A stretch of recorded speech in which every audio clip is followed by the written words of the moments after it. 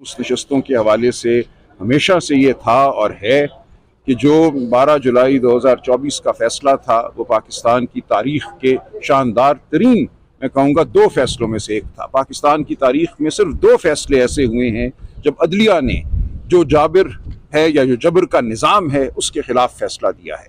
ऐसे तो बहुत फैसले हैं कि जब जबर ख़त्म हो गया, ज़िया-उल हक चले गए, मुशर्रफ साहब चले गए तो बाद में फैसले आ गए, याहिया खान चले गए तो जाने के बाद फैसले आ गए। लेकिन होते हुए एक निज़ाम के, जबर के निज़ाम के, उस निज़ाम की ख्वाहिशात के खिलाफ फैसला सिर्फ 1988 में एक आया था। बेनज़ीर भुट्टो का केस है जो जुलाई 1988 में फैसला आया जब सदर ज़िया-उल हक साहब जिंदा थे और चाहते थे कि बेनज़ीर भुट्टो और पीपल्स पार्टी को इलेक्शन से बाहर रखा जाए। इसके बावजूद सुप्रीम कोर्ट ने एक ऐसा फैसला दिया जिसके नतीजे में पीपल्स पार्टी इलेक्शन लड़ पाई उस साल। और दूसरा फैसला हमारी तारीख का 12 जुलाई 2024 का था जब वक्त का हाकिम या वक्त का निज़ाम ये चाहता था कि पीटीआई को नशस्तें ना मिलें और पीटीआई का जो तशख़्ख़ुस है पार्लियामान में उसको महदूद कर दिया जाए या उसको माना ही ना जाए। उसके खिलाफ 8 जज साहिबान खड़े हुए, आइन और कानून के ऐन मुताबिक उन्होंने फैसला किया। जो इंसानी हुकूक, बुनियादी हुकूक पाकिस्तान के अवाम के हैं, जिनमें शामिल है वोट का हक, जिनमें शामिल है जमहूरियत, उसका बोलबाला किया और कहा कि जो कुछ पीटीआई के साथ हुआ 8 फरवरी से पहले, जिस तरह इनको इलेक्शन से बाहर रखा गया, कहा गया इलेक्शन कमीशन की जानिब से कि आपको हम जमात ही तस्लीम नहीं करते, उस सब की रोशनी में ये ज़रूरी है कि यह अदालत तस्लीम करे कि पाकिस्तान की आवाम ने पीटीआई को वोट दिया, पीटीआई के अराकीन मेंबर मुंतखब हुए और उन मुंतखब शुदा अराकीन की बुनियाद पर पीटीआई को गैर मुस्लिमों की और ख़वातीन की जो मखसूस नशस्तें हैं उनमें हिस्सा मिलना है। ये फैसला आइन के आर्टिकल 187 के तहत हुआ, ये फैसला आइन के आर्टिकल 184(3) के तहत हुआ, जो सुप्रीम कोर्ट को इख्तियार देते हैं कि वो इंसाफ की खातिर कोई भी फैसला कर सकते हैं जो बुनियादी हुकूक के इतलाक़ के हवाले से मुनासिब समझें। इस फैसले को रद्द किया गया। ये कहा गया कि पार्टी नहीं थी पीटीआई, ये कहा गया कि प्रेयर में ये नहीं लिखा। हमारी एक नहीं सैकड़ों जजमेंटें हैं पिछले 80 साल में जो ये कहती हैं कि जहाँ बुनियादी हुकूक का मामला हो तो वहाँ कोई तकनीकी हरबा जो है रास्ते में नहीं आएगा, किसी तकनीकी वजह से बुनियादी हुकूक के इतलाक़ को नहीं रोका जाएगा। ये जजमेंट रिव्यू में ऐसा ही लगता है कि करने जा रही है और कर दिया है इन्होंने। रिव्यू का अपना स्कोप इंतहाई महदूद है। रिव्यू के हवाले से हमारी 50-60 साल फ़िक़ा ये है, जूरिस्प्रूडेंस ये है कि कोई फैसला उस वक्त तक रद्द नहीं किया जाएगा जब तक कि ये साबित ना हो जाए कि उस फैसले की वजह से नाइंसाफ़ी हुई है, किसी के साथ मुल्क में नाइंसाफ़ी हुई है। तो क्या PMLN, पीपल्स पार्टी और JUI के साथ कोई नाइंसाफ़ी हुई थी? जो सीटें उन्होंने जीती उसके तनासुब से तो उनको मिल गई थी मखसूस नशस्तें, उनको अब पीटीआई की मखसूस नशस्तें दी जा रही हैं, उनके तनासुब से बढ़कर मखसूस नशस्तें दी जा रही हैं। तो ये कौम को याद रखना होगा कि इंसाफ जो है उसका तकाजा क्या था और ये फैसला क्या करने जा रहा है। सर, लीगल एक्सपर्ट ये भी कहते हैं कि ये जो सीटें इनको दी जा रही हैं ये खाली भी रखी जा सकती थी, लेकिन आप लोगों ने कहा था कि ये नहीं, इनको खाली नहीं रखा जा सकता। देखें, जो 8 जज साहिबान का फैसला था उन्होंने उस फैसले में कह दिया कि इनको खाली नहीं रखा जा सकता। अब मामला तो सिर्फ यही था कि उस फैसले का दिफा होना है कि नहीं होना, उस फैसले को कायम रखना है या नहीं रखना। हमने उस फैसले के खिलाफ तो नहीं दलाइल देने थे ना, उसके खिलाफ दलाइल तो दूसरी तरफ दे रही थी, हुकूमत दे रही थी, इलेक्शन कमीशन दे रहा था, PMLN दे रही थी, पीपल्स पार्टी दे रही थी। एक चीज़ जब फैसला हो जाए तो रिव्यू में बहुत महदूद होता है उस फैसले के हवाले से कोई बात करना। तो हमारा ये मकसद तो नहीं था कि हम आके कहें कि उस फैसले को बदल दिया जाए। तो जो लोग ऐसी बात कर रहे हैं वो कानून नहीं समझते। सर, इसके बाद जो पीटीआई की स्टेटस क्या है? क्या पीटीआई आज़ाद अरकान है या सुन्नी इत्तेहाद कौंसिल क्या है? क्योंकि इलेक्शन कमीशन ने अभी तक नोटिफिकेशन वगैरह जारी नहीं किए, तो क्या स्टेटस है सर पीटीआई का? देखिए, अब जब फैसला आएगा तो ये देखा जाएगा।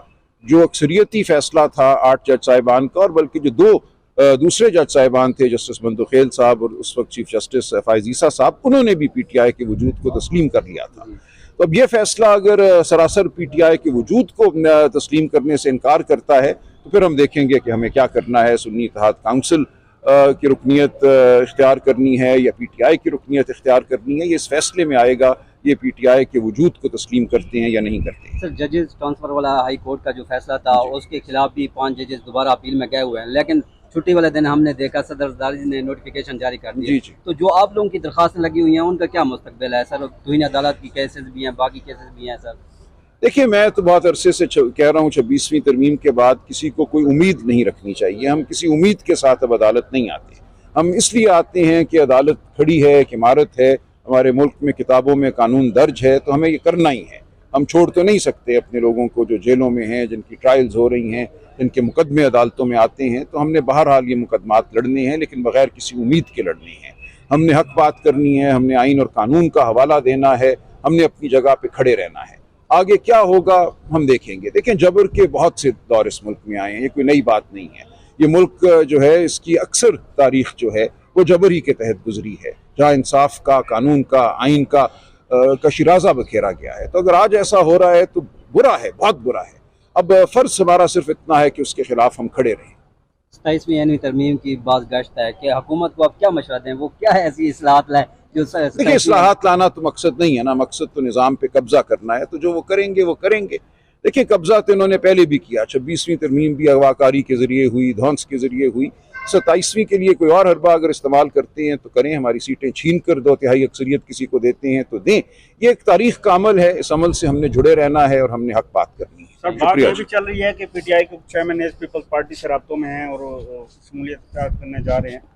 कौन? क्या कहेंगे? नहीं, मेरा पीपल्स पार्टी में कुछ एमएनएज कोई शमूलियत करने जा रहे हैं। मेरे इल्म में ऐसी कोई बात नहीं है। सर, इसके अलावा हुकूमत जो है वो मुद्दत अपनी तौसीह करने जा रही है 27वें आईनी तरमीम। देखिए, हम देखेंगे क्या होता है। देखें, जो भी होगा एक मजाक होगा, एक खिलवाड़ होगा आइन के साथ, जमहूरी निज़ाम के साथ। हम उसके खिलाफ खड़े रहेंगे।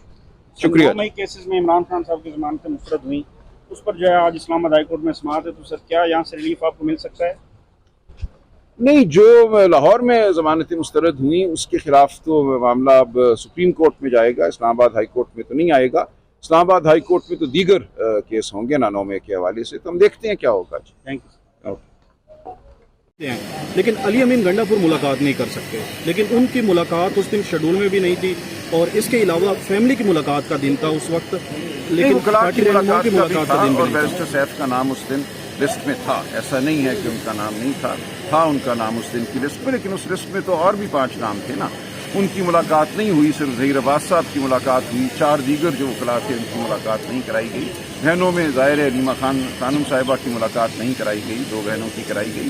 तो यही हमारा एतराज़ है, जिसके लिए हम बारहा अदालत गए हैं। हमने इस्लामाबाद हाई कोर्ट से फैसला लिया हुआ है, उस फैसले की रूगर्दानी हो रही है। उस हवाले से हमने मुतअद्दिद तौहीन अदालत की दरखास्तें दायर कर रखी हैं, जिनको सुना नहीं जा रहा। तो ये एक वो तारीख दौर है जिससे हम गुजर रहे हैं।